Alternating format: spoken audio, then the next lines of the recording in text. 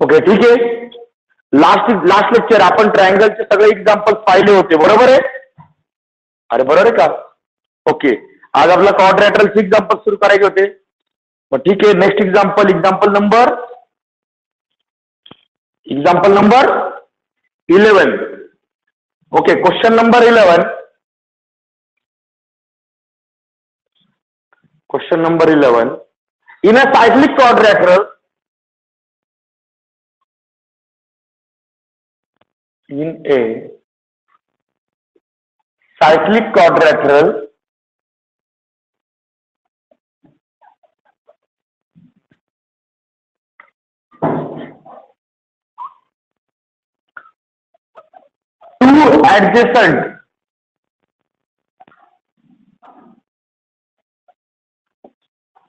two adjacent angles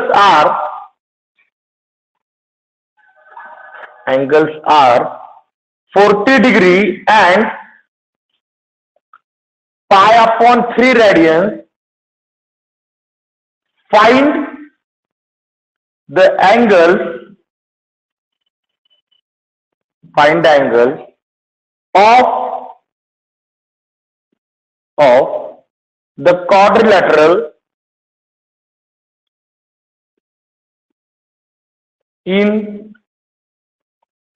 degrees.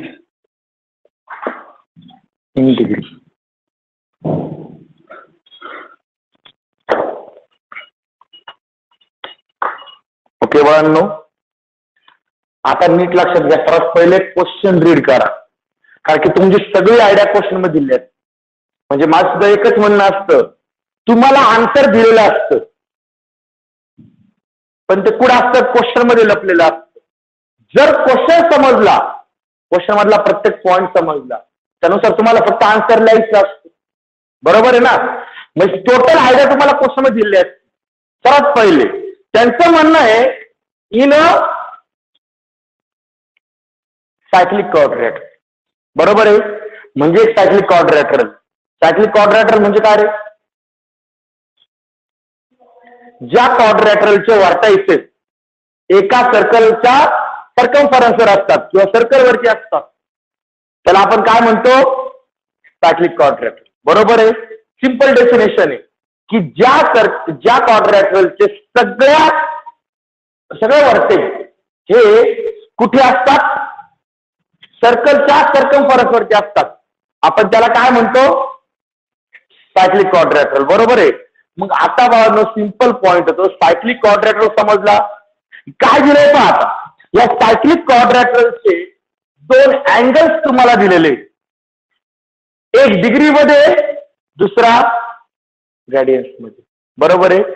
आणि तुम्हाला उरलेले दोन्ही अँगल्स फाइंड करायचे, पण कोणत्या सिस्टीम मध्ये? रॅडियन मध्ये फाइंड करायचंय का? नाही. मग याचा अर्थ हा जो रॅडियन मध्ये आला हा चालेल का? याचं कन्व्हर्जन डिग्री मध्ये.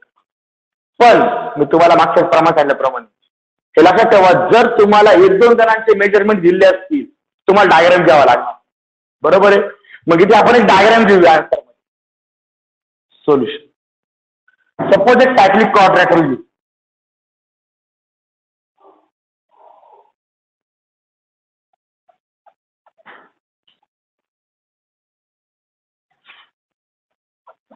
सपोज दिस इज सर्कल, आणि या सर्कल वरती मी सायक्लिक क्वाड्रिलॅटरल घेतला. आता आपल्याला डायग्राम मध्ये दाखवलेल्या मेजरमेंटचं आणि ऍक्च्युअल मेजरमेंटचं काही घेणं देणं नाही. आपण एक अंदाजे काढतो, बरोबर आहे? ओके, त्यांचं म्हणणं इथं 4 vertex A, B, C, D, म्हणजे 4 अँगल्स तयार झाले, बरोबर आहे? पहिला अँगल 40 डिग्री दिलाय. सपोज हा किती आहे आणि हा दुसरा किती दिलाय? π/3 रॅडियन, बरोबर आहे? ओके, आपल्याला उरलेले दोन्ही अँगल फाइंड करायचे कशामध्ये? In degree system. मग सगळ्यात पहिले इथं माहिती घेतो, let for cyclic quadrilateral ABCD, for cyclic quadrilateral ABCD, measure of angle A is 40 degree, measure of angle B is pi by 3 radian. बरोबर आहे, बरोबर आहे, हे दिलेलं आहे. आता सगळ्यात पहिले 2 मीटर रायटिंग स्टॉप करा वाटत तर. ओके, सगळ्यात पहिले तुम्हाला या रॅडियन्सचं कन्व्हर्जन कशामध्ये करायचं आहे? डिग्रीमध्ये. मग हा मी असं लिहितो बघा, pi by 3 into 1 radian, pi by 3 into 1 radian. आता मला व्हॅल्यू पाहिजे कोणाची? 1 रॅडियनची. आता 1 रॅडियनची व्हॅल्यू मी तुम्हाला आयडिया सांगितलेली, तुम्हाला ते ओरली सुद्धा करता येतं की काय तुमच्याकडे formula. We have pi radians is equals to 180 dividing both sides by pi. जर दोन्ही साइडला पाय ने डिवाइड केलं तर पाय अपॉन पाय 1, इकडे 180 अपॉन ही झाली 1 रॅडियनची व्हॅल्यू. ही जी काही 1 रॅडियनची व्हॅल्यू आहे ही इथे पुट करून द्या. बरोबर आहे. मग पुट केल्यानंतर काय होईल? Therefore, measure of angle B is equals to pi by 3 radian, which is equals to pi by 3 into 1 radian ची value 180 degree upon pi. सगळ्यात पहिले पाय पाय, बरोबर आहे. म्हणजे मेजर ऑफ अँगल बी किती आला? पाय बाय 3 रॅडियन म्हणजे 60 डिग्री. बरोबर आहे. ओके, म्हणजे आता हा जो अँगल आहे मी डायग्राम मध्ये दाखवतो, हा किती आहे? 60 डिग्री. आता हे 2 अँगल आपल्याला फाइंड करायचे. इथपर्यंत काय अडचण वाटते? ओके, इथपर्यंत नोट डाऊन करून घ्या.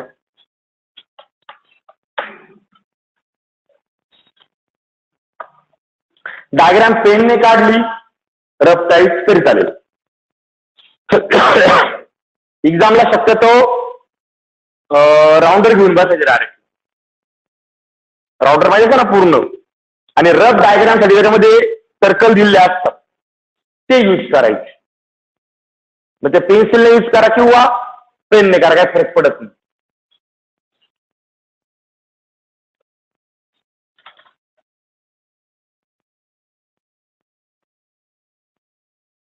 ओके, इथपर्यंत लिहिल्यानंतर आपल्याला विचार करायचा आहे अबाउट सायक्लिक क्वाड्रॅटरल. पेज दिलाय, क्लिअर दिसते का? ओके, आता आपल्याला विचार करायचा आहे अबाउट सायक्लिक क्वाड्रॅटरल. काय असतं सायक्लिक क्वाड्रॅटरल?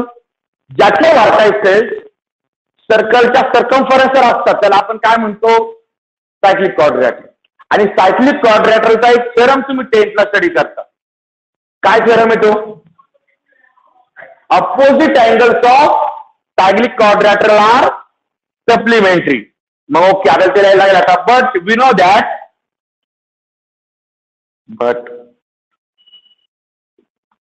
know that आता we know that म्हणजे काय? मला धरून तुम्हाला सर्वांना माहिती. बरोबर आहे. आता आपण how we know that लिहिणार. नंतर मग we don't know that, sir know that, how. त्यामुळे we know that याचा अर्थ आपला बेसिक वापरायचं जुनं. Okay, we know that the opposite angles of cyclic quadrilateral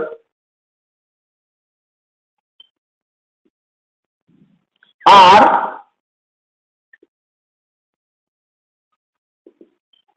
supplementary. हा 10th चा थेरम. बरोबर आहे. सप्लिमेंटरी असणं म्हणजे काय रे? जर 2 अँगलच्या मेजरमेंटची सम 180 डिग्री आली तर आपण त्याला काय म्हणतो? They are supplementary. मग आता यांचं म्हणणं अपोजिट अँगल्स आर सप्लिमेंटरी, म्हणजे ए आणि सी सप्लिमेंटरी, बी आणि डी सप्लिमेंटरी. सप्लिमेंटरी म्हणजे काय? त्यांची सम किती? 180 डिग्री. बरोबर आहे. मग मी असं घेऊ शकतो, therefore measure of angle A plus measure of angle C is equal to 180 degree. चालेल का? सप्लिमेंटरी ना, आणि कॉम्प्लिमेंटरी असल्यावर 90 डिग्री. खूप गणमन होते, हळूहळू कॉम्प्लिमेंटरी सप्लिमेंटरी गणमन लागते. कॉम्प्लिमेंटरी मध्ये किती येतं? 90 डिग्री सम येते, आणि सप्लिमेंटरी मध्ये 180 डिग्री. बरोबर आहे. ओके, बेसिक क्लिअर करत चालायचं बाळांनो. आता अँगल ए आपल्याला माहिती. What is measure of angle A? 40 degree. 40 degree plus measure of angle C is equal to 180 degree. याला मी रिझन देतो. सिन्स गिवन, ते क्वेश्चन मध्ये गिवन आहे, मान्य का प्रत्येकाला? डायग्राम मध्ये पाहून घ्या. याचं मेजरमेंट किती आहे? 40 डिग्री पुट केलं. ओके बाळांनो, आता हा 40 इकडे प्लस आहे, जर इकडे आला तर रे नाही. म्हणजे therefore measure of angle C किती आला? 180 डिग्री मायनस 40 डिग्री. बरोबर आहे. म्हणजेच मेजर ऑफ अँगल सी किती आली? Subtraction 140 degree.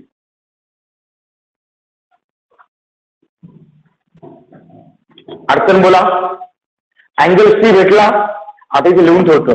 मला किती भेटला? तो 140 degree.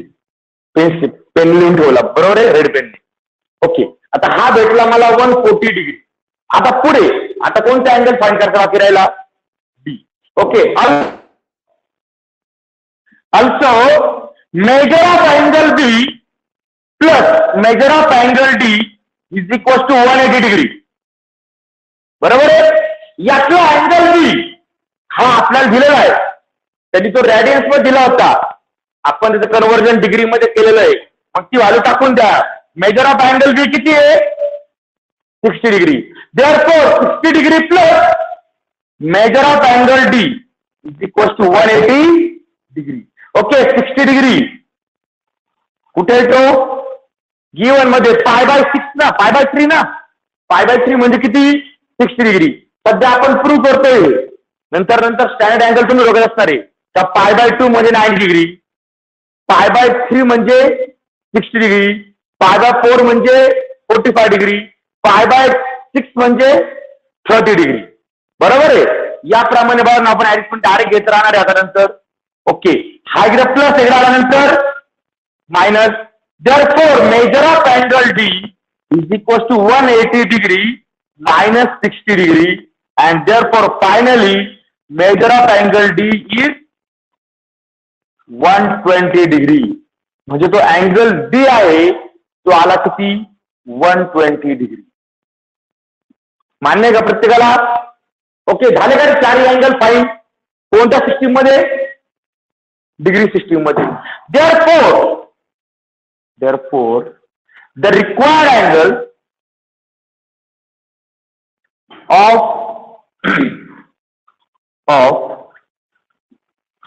cyclic quadrilateral required angles of cyclic quadrilateral are आता बाळांनो क्रमवार घ्यायचे कधी. मग आपण नावं दिलेली ना. मग त्यात पहिला अँगल कोणता होता? 40 डिग्री. दुसरा अँगल बी तो रॅडियन्स मध्ये दिला, तो डिग्री मध्ये कन्वर्ट केला 60 डिग्री. त्यानंतर तिसरा अँगल सी फाइंड केला, तो होता 140 डिग्री. आणि लास्ट रिस्पेक्टिव्हली. हे डोक्यात ठेवा.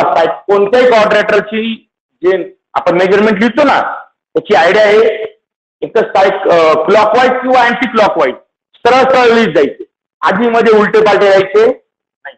जे लिहिला नंतर सी लिहिला, नंतर डी लिहिला, नंतर बी लिहिला, चुकलं.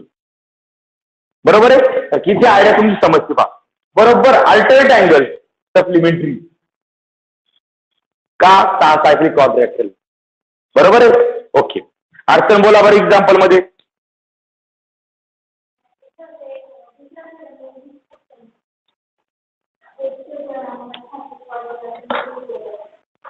दुसरं यूज करू शकता तुम्ही. सरळ होतं म्हणून फक्त यूज केलं. तुम्हाला इथे अल्टरनेट सोर्सेस भरपूर आहे. तर तुम्ही शेजारचे अँगल हे घेऊ शकता ऍडजस्टेड अँगल, बरोबर आहे. पॅरलल वगैरे नुसार काहीतरी असतं, पण त्याची काही गरज नाही. सायक्लिक क्वाड्रॅटर आहे, सायक्लिक क्वाड्रॅटर फक्त हीच प्रॉपर्टी यूज करा दुसरी यूज करण्यापेक्षा. याला भरपूर अल्टरनेट पर्याय असतात, आपल्या क्वाड्रॅटरच्या प्रॉपर्टी असतात भरपूर, पण त्याची काही गरज नाहीये. आणि कोणती यूज करा,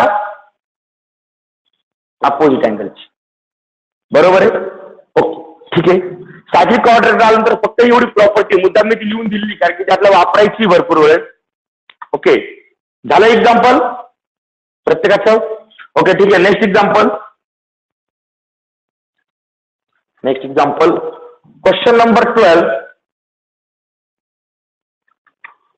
फक्त बाळांनो बाकीच्या प्रॉपर्टी यूज करताना त्या प्रॉपर्टी तिथे व्हॅलिड असल्या पाहिजे. शक्यतो व्हॅलिड प्रॉपर्टीज यूज करा. म्हणजे अल्टरनेट तुमच्याकडे दुसरा आन्सर असेल तर शक्यतो ते आन्सर लिहिल्यानंतर एकदा व्हेरीफाय करून घ्या की ते बरोबर आहे का नाही, ती प्रॉपर्टी बरोबर आहे का नाही. कारण की जर एखादी प्रॉपर्टी चुकली तर येणारे सिंपल आन्सरला आपण कॉम्प्लिकेट करून ते चुकून ठेवू. Okay question number 12. Question number 12. One angle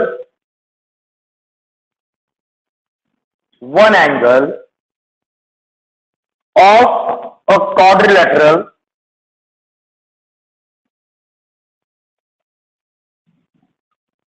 has measured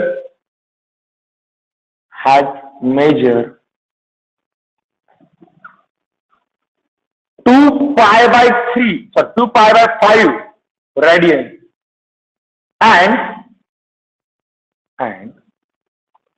the measure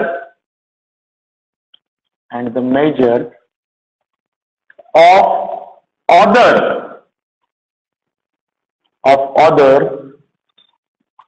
3 angles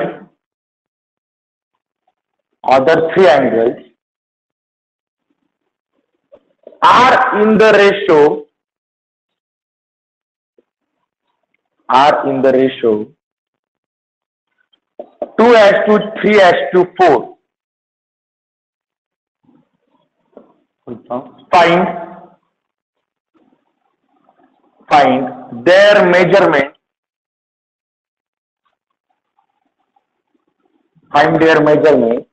So find their measure in degree and radian.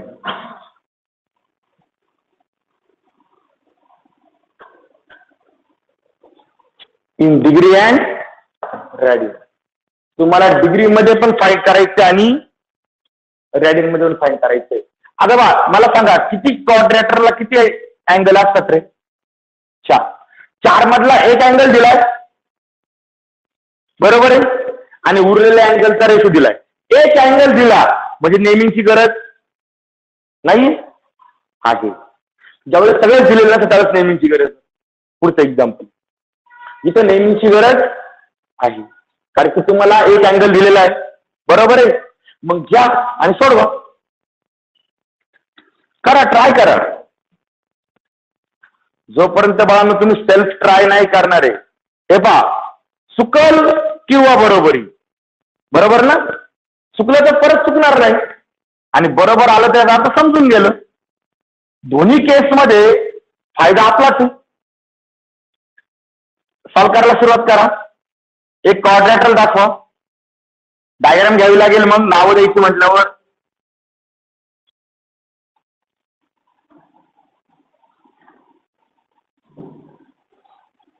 आणि घाईघाईत उद्योग करू नका. काही जण रेशो पाहतात ट्रायंगल म्हणून सोडवत आणि 3 अँगल फाईंड करून ठेवतात आणि एक अँगल गायब होत.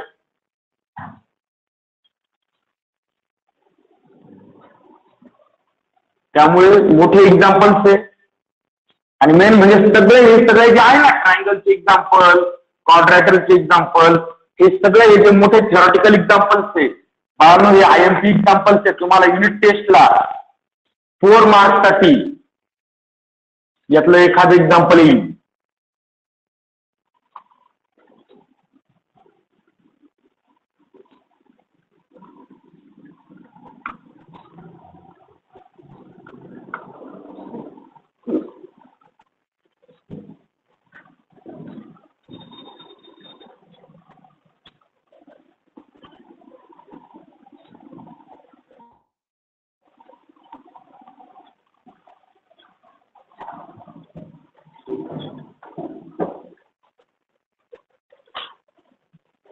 Okay, solution.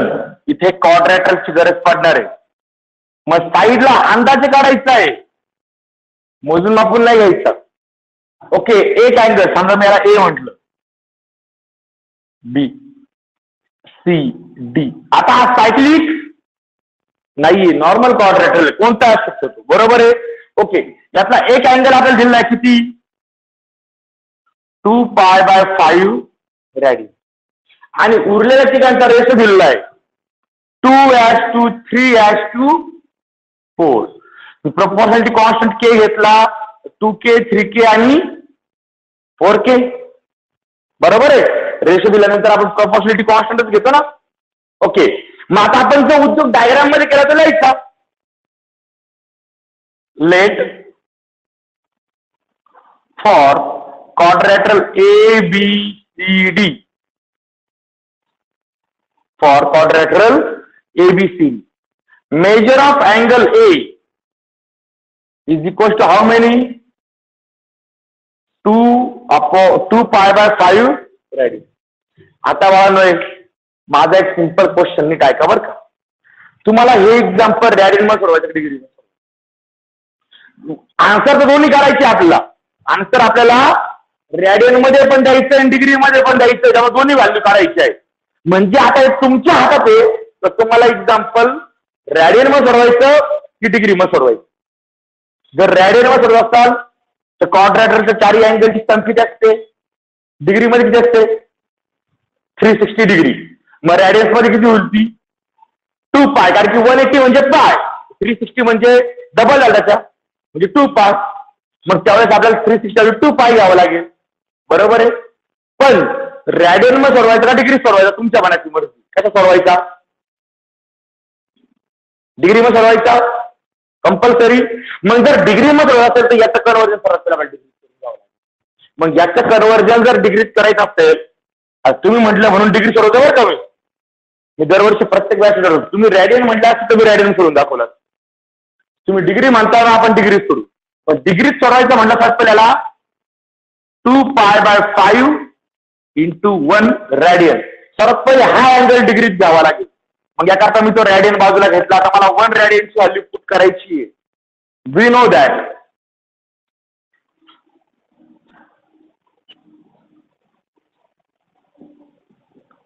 pi radians is equal to 180 degree. Dividing both sides by pi, 1 radian is equal to 180 upon pi degree. दोन्ही साईडला मी पाय ने डिवाइड करून टाकलं. पाय अपॉन पाय 1 झाला आणि 180 ला पाय ने डिवाइड केलं. ओके, बघा ही व्हॅल्यू इथे पुट करा. म्हणजे काय होईल ते, therefore measure of angle A is equal to 2π/5 radian, which is equal to 2π/5 into 180 upon पाय डिग्री. सगळ्यात पहिले पायला पाय, 5 1 × 5, 5 3 × 15, उरले 3, 5 6 × 30, म्हणजे उरला किती झाला हा, 2 × 36 degree.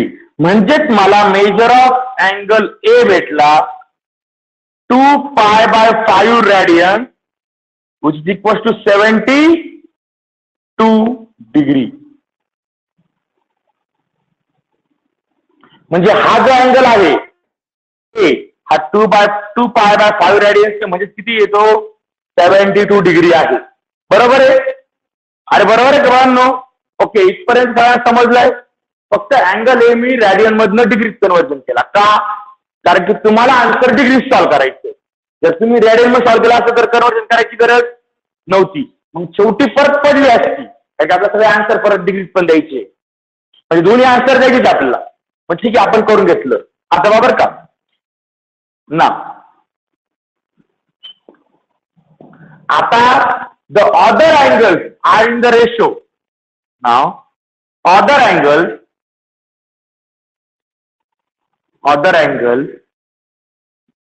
are in the ratio कोणता रेशो? 2:3:4. बरोबर आहे. देअरफोर आता मेजर डायरेक्ट असं म्हणतो, देअरफोर मेजर ऑफ अँगल बी तर करस्पॉन्डिंग घेतो मी 2 ला आणि प्रपोर्शनॅलिटी कॉन्स्टंट घेतला के. म्हणजे मेजर ऑफ अँगल बी किती झाला? 2K. Measure of angle C तर करस्पॉन्डिंग झाला 3 ला. बरोबर आहे. प्रपोर्शनॅलिटी कॉन्स्टंट घेतला के तो झाला 3K. आणि major of angle P D तो झाला 4K. डायग्राम मध्ये दाखवले पाम. बरोबर आहे. ओके. आता आपल्याला तिन्ही अँगल्स माहिती. अँगल ए किती आहे? 72 डिग्री. अँगल बी किती आहे? 2K. अँगल सी किती आहे? 3K. अँगल डी किती आहे? 4K. हे कोणाचे अँगल्स आहे? क्वाड्रॅटरलचे. But we know that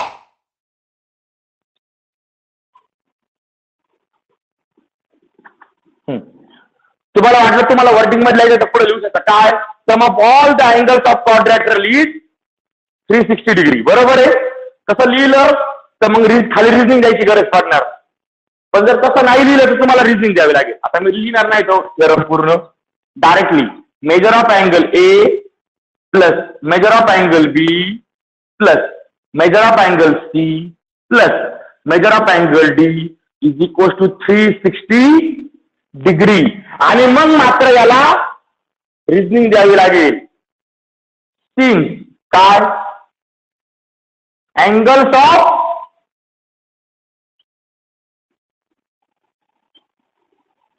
of quadrilateral. हे काय आहे? क्वाड्रॅटरचे अँगल्स म्हणून त्याची सम किती आहे? 360 degree. Okay.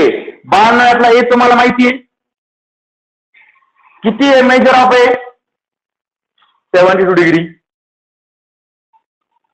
Plus measure of B 2K. Measure of C measure of D is equal to 360 degree. Okay. आता बाळांनो हे तिघही एका सिस्टीम मध्ये. बरोबर आहे. म्हणजे सम होईल. आणि हा इकडे प्लस इकडे गेला तर रे मायनस. मग तो एकच तिकडे शिफ्ट करा फक्त. म्हणजे therefore 2K plus 3K plus 4K किती झाला? 9K is equal to 360 degree minus 72 degree. म्हणजे किती आला? अरे 9K किती आला? 288 डिग्री. बरोबर आहे. अरे बरोबर आहे. ओके. आता राहिला प्रश्न हा नाही. हा इकडे मल्टिप्लाय केल्यानंतर divide. Therefore K is equal to 288 degree upon 9. करा 9 डिव्हिजन. 9 1 9 3 27 उरला एक. 9 2 18. म्हणजे therefore K is equal to किती भेटला? 32 डिग्री. 32 डिग्री. आता बाळांनो मी 1 बाय 1 अँगल लिहिणार. लगेच तो रॅडियन मध्ये कन्वर्ट करून टाकू. चालेल का? म्हणजे पहिले आपण ते सगळे डिग्री मध्ये फाईंड करून घ्यायचो ट्रायंगलला आणि नंतर रॅडियन मध्ये घ्यायचो. बरोबर ना? तिथे तसं न करता मी डायरेक्ट 1 बाय 1 प्रत्येक अँगल घेणार. पहिले अँगल एका विषय संपलेला आहे. आता पुढचा कोणता घ्यायचा? देअरफोर मेजर ऑफ अँगल बी किती तो? 2K. 2 आणि K म्हणजे किती? 32 डिग्री. म्हणजे किती झाला रे? 64 डिग्री. बरोबर आहे. याचं कन्व्हर्जन मला करायचं कशामध्ये? रॅडियन मध्ये. लगेच पुढेच घेतो मी. 64 इंटू याला वाटत अंडरलाईन करून ठेवा. तसं तो खाली आपण कॅरी करणारच. 64 इंटू 1 डिग्री. आता बाळांनो मला 1 डिग्रीची व्हॅल्यू पुट करायची आणि मला काय खाली जागा नाही. पण मी इथे काय साईडला जागा आहे ना आपल्याकडे भरपूर. इथेच कन्व्हर्जन करून घेतो. 180 degree is equal to pi radian. Therefore 1 डिग्रीची व्हॅल्यू किती येईल रे? पाय अपॉन 180 रॅडियन. बरोबर आहे का? हे खूप वेळा केलेले आहे आपण. बरोबर आहे. आता इतका वेळा केलं का ते ओरली जमायला लागलं आपल्याला. बरोबर आहे ना? ओके. ज्यांनी ते पाहिलं नसतं त्यांनी जुन्या लेक्चर पाहून घ्या. इतक्या वेळा आपण सॉल्व्ह केलंय, प्रत्येक वेळेस सॉल्व्ह कर त्याचं पाठ झालं पाठ.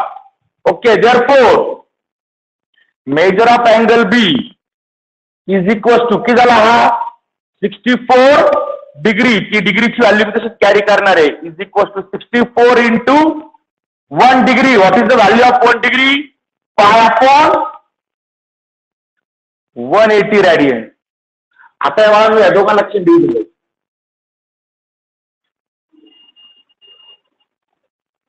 किती डिव्हिजन जाईल? 2. 4 ने जाऊ शकते का? किती जाईल? 4 1 जा 4, 4 6 जा 24, 4 4 जा उरले 2, 4 5 जा. बरोबर आहे. आता पुढे डिव्हिजन जाईल का? नाही. कदाचित 16 पाय बाय 45 रॅडियन.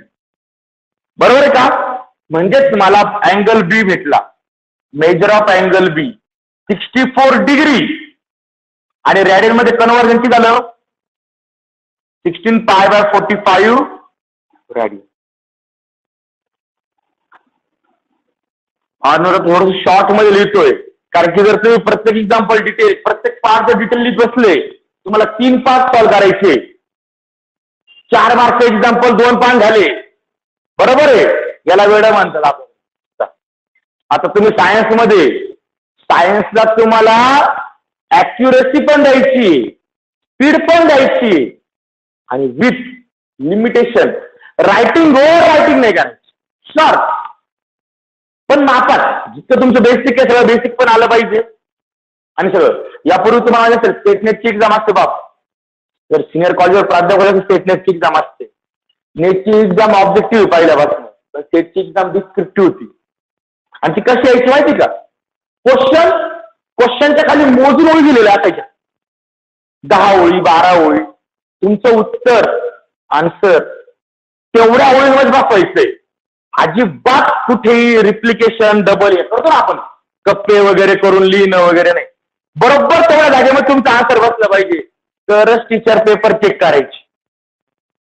जर तुम्ही खाली ते का आपण तिरकं करून वगैरे लिहितो, दुसऱ्या क्वेश्चन मध्ये आन्सर घालतो, तसं केलं का टीचरने पेपर फेकून दिला, चेकच करत नव्हतं.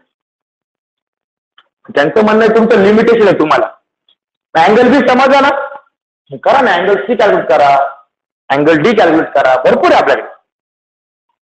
काळजी करू नका. क्या सॉल्व करा पुढे. अँगल बी झाला. Angle C and measure of angle C 3K म्हणजे 3 into 96 degree.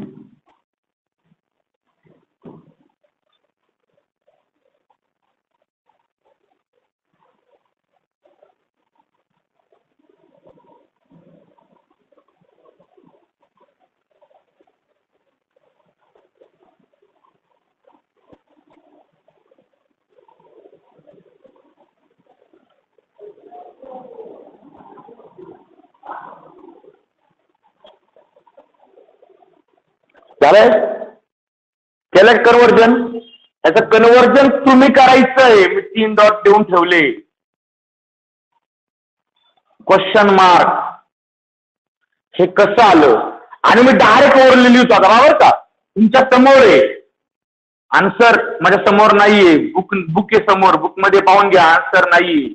Major of C 96 degree which is equal to. ज्यांनी सॉल्व्ह केलं त्यांनी आन्सर चेक करा माझं बरोबर आहे का? 8 इंटू 3 24 पाय बाय 45 रॅडियन्स. हे एक आन्सर. आणखीन जर 3 ने डिवाइड केलं तर 3 ने डिवाइड केल्यानंतर इथे येईल 15 आणि इथे वरती येईल 8. 8π/15 रेडियन.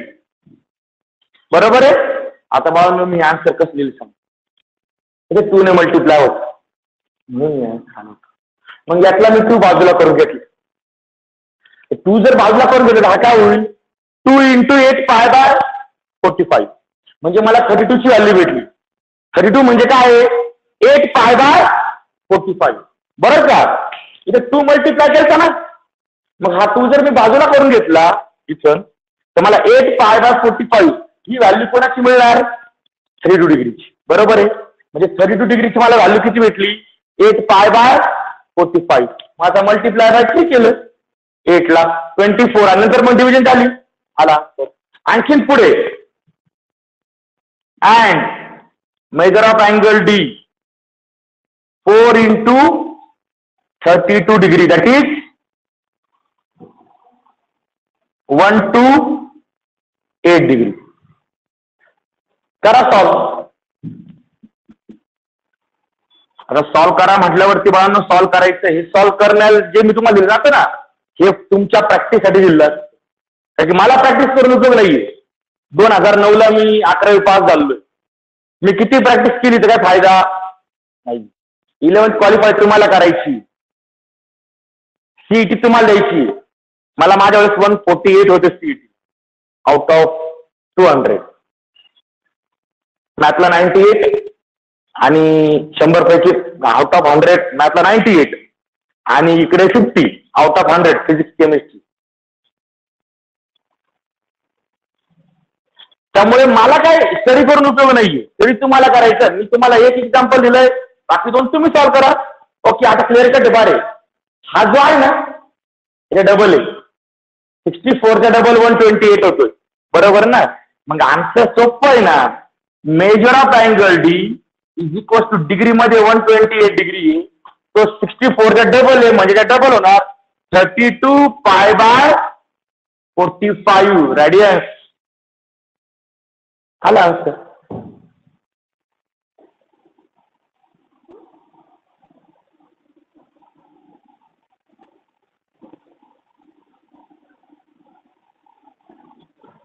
आला आन्सर. अडचण बोला बरं. आता मग शेवटी फायनल आन्सर लिहायचं तुम्हाला. देअरफोर आता खाली मी ओरली सांगतो आन्सर लिहा चला. Therefore the required angles are therefore the required angles are पहिले ABCD क्रमवार लिहायचे डिग्री मध्ये R 72 degree 64 degree 96 degree 128 degree. Degrees मध्ये लिहिले का चारी पण आता रेडियन्स मध्ये लिहा 2π/5 radians 16π/45 radians 8π/15 radians 32π/45 radians respectively. बरोबर आहे. म्हणजे आपण रिक्वायर्ड अँगल्स म्हटलं पहिले 4 अँगल्स डिग्री मध्ये लिहिले तर 4 अँगल्स रेडियन्स मध्ये लिहिले. पण पहिले डिग्रीज का लिहिलं क्वेश्चन मध्ये चेक करा. पहिले डिग्री म्हटलं होतं ना मी म्हणून आपण 4 अँगल पहिले डिग्रीज दिले तर रेडियन्स मध्ये दिले. मॅथ्स मध्ये डोक्यात ठेवायचं क्वेश्चन जसा आलाय आन्सर तसंच देण्याचा प्रयत्न करायचा. आन्सर म्हणजे आपल्या पद्धतीने उलट पालट करायचं नाही. म्हणजे काय होतं चेक करणारा बरोबर त्या सिक्वेन्सने चेक करतो. मग त्याला शोधायला लागत नाही आणि जेवढं शोधायला लागणार नाही तेवढा कमी वेळ पेपर आपल्या त्याच्या हातात राहणार. आणि जितका कमी वेळ पेपर टीचरच्या हातात राहणार तितकी जास्त मार्क्स. आणि जितका पेपर जास्त वेळ टीचरच्या हातात राहणार तो तेवढा जास्त रीड करणार पेपर. आणि जेवढा जास्त रीड करणार तेवढा चुका सापडणार होतच बारीक सारीक कुठेतरी मग ते मार्क्स कट होणार. त्यामुळे थोडंसं प्रॉपर लिहायचं. जे मेन पॉइंट आहे म्हणजे इथं हा मेन पॉइंट होता त्यानंतर व्हॅल्यू ऑफ के हा मेन पॉइंट होता नंतर BCD हा मेन पॉइंट होते त्यांना बॉक्स करा म्हणजे टीचर तेवढं चेक करून पुढे निघून जाईल. बाकीचं चेक करत बसणार नाही. ओके, म्हणजे टीचरने काय चेक करावं हे आपण ठरवायचं असतं, टीचरने नाही. बॉक्स करून ठेवायचे, बरोबर ते तेवढं चेक करत चालतात. मग त्यांना पण सोपं आणि आपल्याला पण सोपं. म्हणजे आपल्या कुठे डिग्रीला लावून गेलं ते नागाने एक मार्क कमी करेल, त्यापेक्षा बॉक्स मध्ये क्लिअर लिहितो ना आपण. ओके, मग बाळांनो अडचण बोला बरं याच्यामध्ये. एक्झाम्पल समजलंय? ओके ठीक आहे, नेक्स्ट एक्झाम्पल. झालं? ओके 13 डायरेक्ट लिहून आपण. क्वेश्चन नंबर 13च्या आधी आपल्याला एक रूल स्टडी करायचा आहे. क्वेश्चन नंबर 13च्या आधी नोट म्हणा. Note.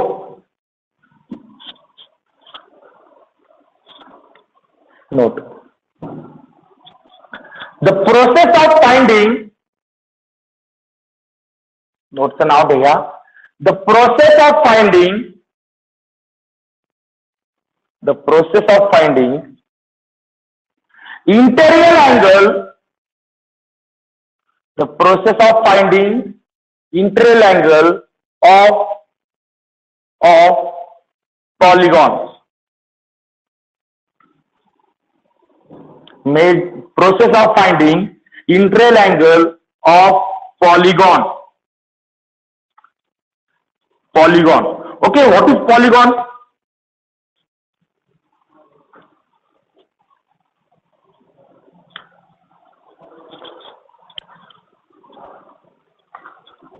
What is polygon?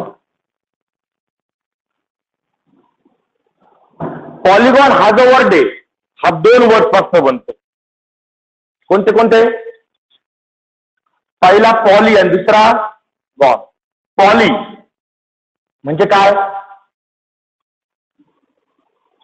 Poly म्हणजे काय? जास्त, बरोबर ना? जास्त, पण किती ने जास्त? याला आपण एक बेसिक अट लावतो पॉलिगॉनला मॅथ्स मध्ये. बरोबर का? पॉलिगॉनच्या पॉलीला मॅथ्स मध्ये बेसिक अट आहे मोर दॅन 4. याचं कारण सांगतो मी तुम्हाला नंतर काय. मोर दॅन 4, 4 पेक्षा जास्त. आणि गॉन म्हणजे काय? गॉन डोक्यात नाही गेलेला नाही. पॉलिगॉन, गॉन म्हणजे साईड. मग आपण पॉलिगॉन कोणाला म्हणायचं? ज्या डायग्राम मध्ये साईड्स आहे किती त्या? More than 4. याला आपण पॉलिगॉन म्हणतो. का? हे ऐका बरं का. Actually polygon they are close loop diagram made up of vertices, sides and angle. ही मी तुम्हाला पॉलिगॉनची बेसिक डेफिनेशन सांगितली. तुमच्या बुक मध्ये नाहीये, डायस मध्ये नाहीये, रेफरन्स बुक मध्ये नाही. ही मी स्टडी केलेली डेफिनेशन आहे, मी सांगतो. पॉलिगॉन म्हणजे काय? दे are close loop diagram. Close loop म्हणजे काय? जिथनं स्टार्ट झाले तिथंच आहे, बरोबर आहे? त्यामुळे त्यामध्ये 2 पार्ट होतो, इंटेरियर पार्ट आणि एक्सटेरियर पार्ट, बरोबर आहे? ओके.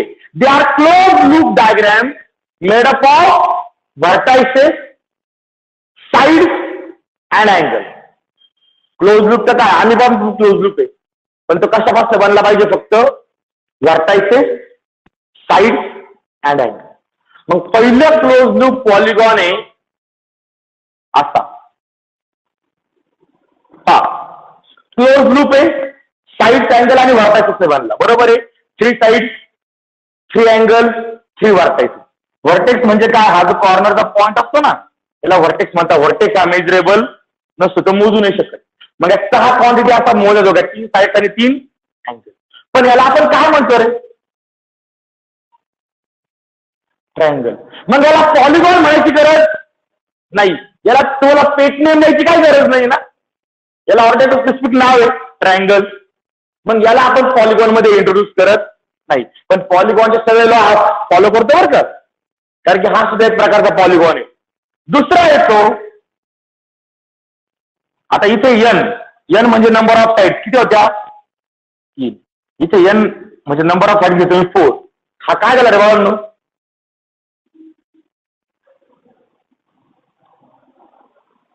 त्याचा कोणता टाईप असेल तो असते, पण हा काय बेसिकली क्वाड्रॅटरल.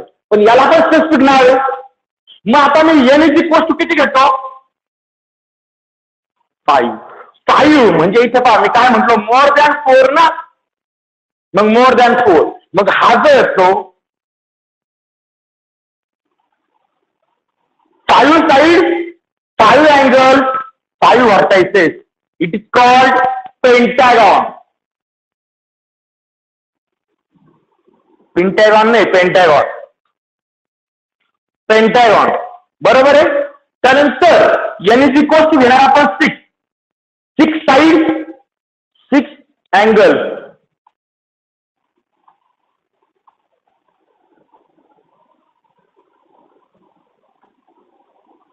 याला काय म्हणतात? हेक्झॅगॉन. बरोबर आहे. मात्रा बरं का. आता पुढे डायग्राम मी काढत बसतोय. डायग्रामच्या पुढे काढत जाऊ तितक्या कॉम्प्लिकेटेड होणार आहे. सिंपल आहे. पेंटॅगॉन. पेंटा म्हणजे 5, गॉन म्हणजे साइड. मग याला 5 साइडचं पेंटॅगॉन. हेक्झागॉन. हेक्झा म्हणजे 6, गॉन म्हणजे साइड. 6 साइड. बरोबर आहे. पुढे काय येतो? सेप्टॅगॉन. पुढे ऑक्टॅगॉन. पुढे नॉनॅगॉन. पुढे डेकॅगॉन. हे नाव तुमच्या लक्षात पाहिजे. तुम्हाला केमिस्ट्रीमध्ये पण लागणार आहे. म्हणजे कसे लागतात केमिस्ट्रीमध्ये? तुम्हाला 10th ला एक चॅप्टर होता बा, कार्बन कंपाऊंड. बरोबर आहे. तर तुम्ही 3 क्लास स्टडी केले. केमिस्ट्री थोडीशी बरी माझी थोडीफार. 3 क्लास स्टडी केले. Alkane, alkene, अल्काईन. बरोबर आहे. अल्केन आणि अल्काईन जाऊ द्या. अल्केनचे फॅमिली मेंबर सांगतो मी तुम्हाला. पहिला मिथेन, 1 कार्बन कंपाऊंड. दुसरा इथेन, 2 कार्बन कंपाऊंड. तिसरा प्रोपेन, 3 कार्बन कंपाऊंड. चौथा ब्युटेन, 4 कार्बन कंपाऊंड. 4 पर्यंत अडचण नसते. 4 पर्यंत नेमिंग दिली असती. 5 पासून पुढे माझ्या येते. 5 कार्बन कंपाऊंड. पेंटेन, पेंट, पेंटा आला का इथे पण? 5 पेंटा. हेक्झेन आला का एकदा? पुढे सेप्टेन, किंवा त्याला आणखी दुसरं नाव होतं काय? हेप्टेन. बरोबर आहे. त्याला याला आपला हेप्टॅगॉन सुद्धा म्हणतात. पण डोक्यात ठेवा, हेप्टा आणि सेप्टा एक. हेप्टा आणि सेप्टा एक गणमन नक्की ऊर्जा. नंतर पुढे ऑक्टेन, 8. पुढचा नोनेन, डेकेन. बरोबर आहे. IUPSC नेमनक्लेचरसाठी तुम्हाला यावर्षी हे सगळे लागणार आहे. बरोबर आहे. अल्केन असेल तर शेवटी ANE येतो. अल्केन असेल तर शेवटी ENE येतो. अल्केन असेल तर शेवटी YNE येतो. बरोबर आहे. हे झाले तुमचे बेसिक 3 क्लासेस. आता तुम्हाला नेमनक्लेचर मध्ये बेन्झीन वगैरे वगैरे भरपूर काय काय येणार आहे. मग तिथे तुम्हाला ते नावांसाठी हे सगळं लागणार आहे. बरोबर आहे. ठीक आहे. सध्या समाजा पुढचा उद्योग समाज सगळा ओके. आता आपल्याला काय करायचंय? याचा इंटेरियर अँगल मेजर करायचा. इंटेरियर अँगल म्हणजे कोणता रे? हा, पण कोणता? Regular polygon. त्याच्या पुढे मी कोणता वर्ड लावला? Regular polygon. मी डायरेक्ट एक्झाम्पल घेतले असते, पण तुम्हाला बेसिकच नसलं ना, तर मग त्याच्यावर जर क्वेश्चन फिरवले का डोक्यात म्हणून. Regular polygon.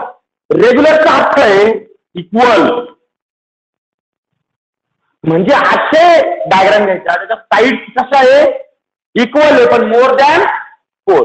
म्हणजे मी जर म्हटलं रेग्युलर पेंटागॉन, पेंटागॉन म्हणजे 5 साईड.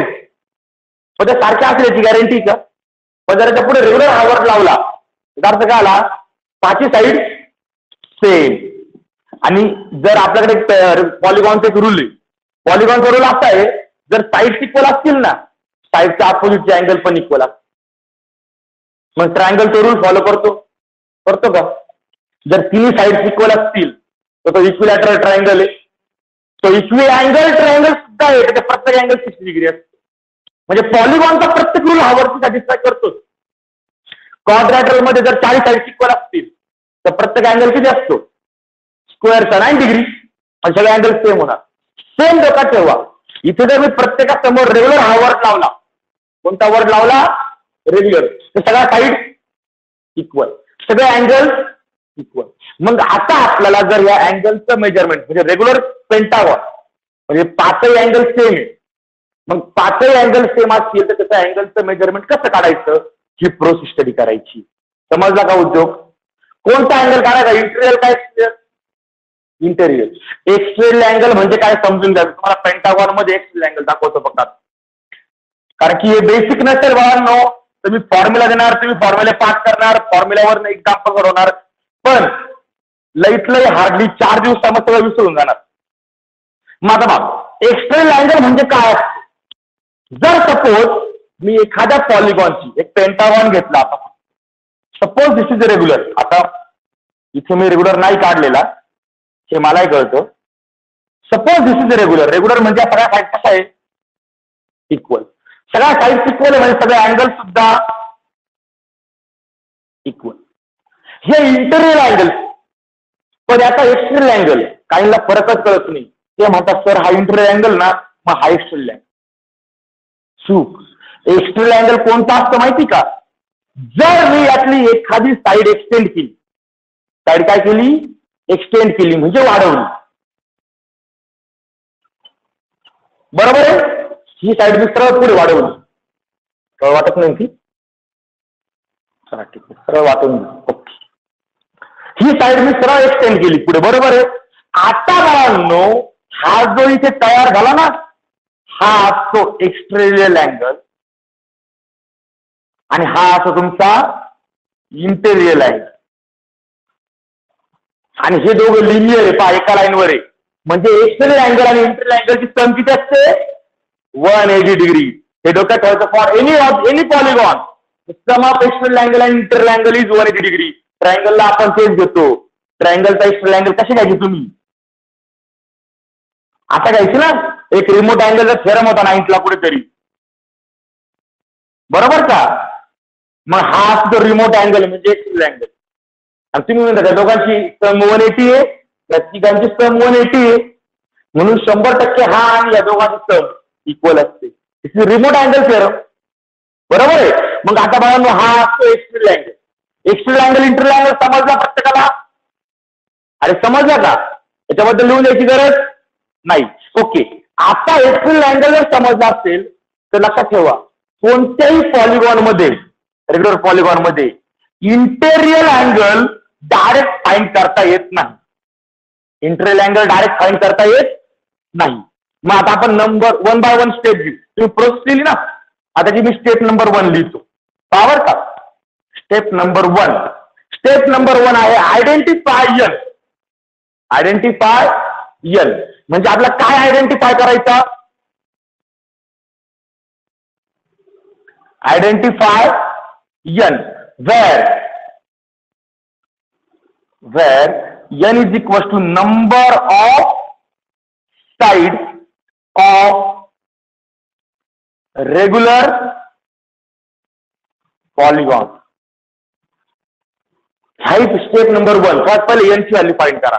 आता तुम्हाला जाणार पेंटागॉन मध्ये n किती येईल 5, हेक्सागॉन मध्ये n किती येईल 6, हेप्टॅगॉन मध्ये n किती येईल 7, ऑक्टॅगॉन मध्ये 8, नॉनॅगॉन मध्ये 9 आणि डेकागॉन मध्ये 10. ओके, n फाइंड झाला. त्यानंतर स्टेप नंबर 2. स्टेप नंबर 2 असणार आहे एक्स्टेरियल अँगल.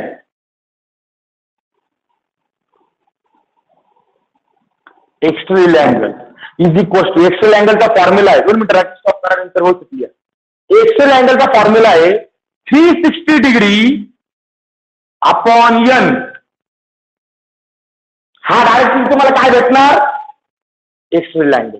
एक्स्टेरियल अँगल भेटला की आता आपला माहिती आहे जगातल्या कोणत्याही पॉलिगॉन मध्ये एक्स्टेरियल अँगल आणि इंटरनल अँगलची सम किती असते 180 डिग्री. मग मला इंटेरियल अँगल कसा भेटेल, interior angle is equal to 180 degree minus exterior angle.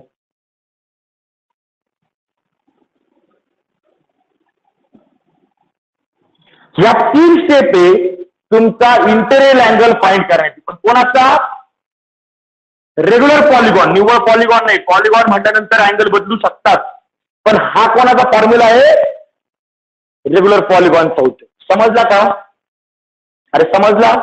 Okay, 3 steps लिहून घ्यायचे.